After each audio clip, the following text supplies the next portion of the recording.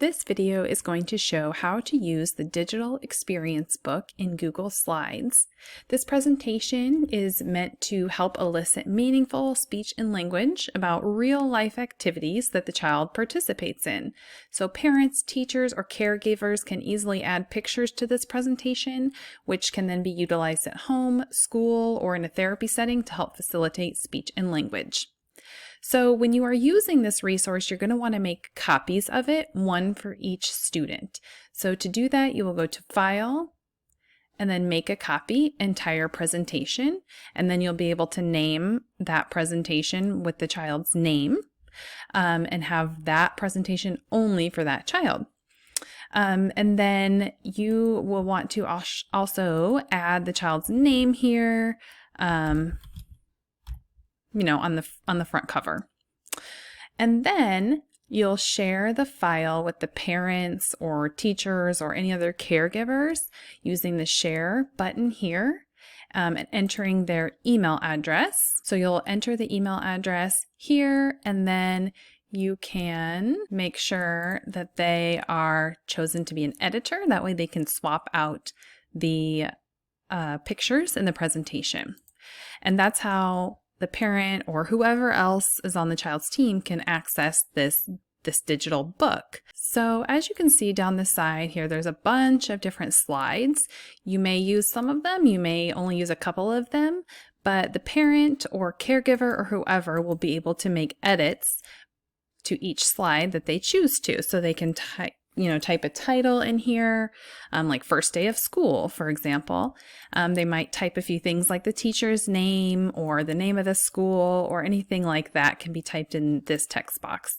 And then these two areas are places where photos can be replaced. So you can just follow the directions that are on the actual box here to replace this with an image or a photo using either the web-based version of Google Slides that I have here, or you can use the Google Slides app to do this as well, which makes it really convenient for parents. If it's on their phone, that's probably where all their photos are anyway, so they can just quickly swap out a couple pictures to help build this experience book for the child. As a therapist or teacher working with the child, I should say when a parent is editing this, or caregiver or teacher, they are going to want to leave it in edit mode. You don't want it in present mode. You can't change out these pictures or type in these text boxes when the presentation is in present mode, so you'll leave it in edit mode. These boxes down here have just vocabulary that I have entered in that I think might be helpful, or to help guide parents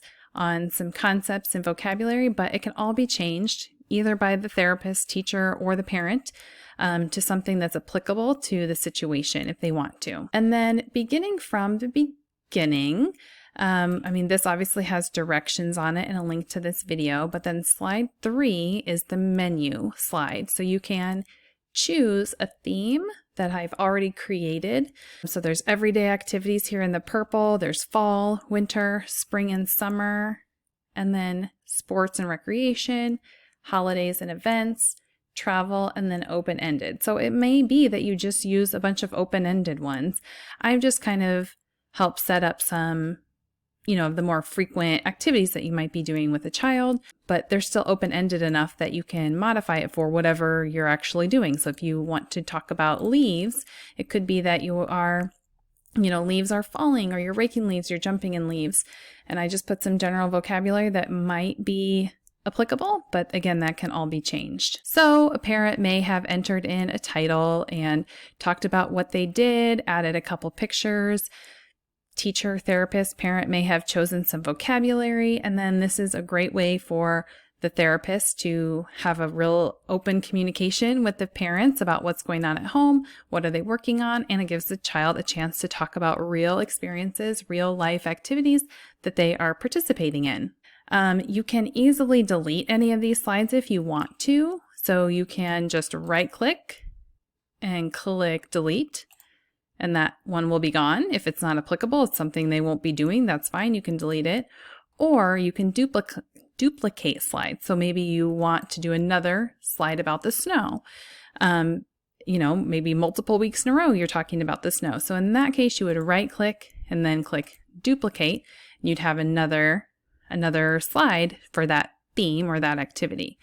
And then at the end, as you saw up here on the menu, these are all clickable.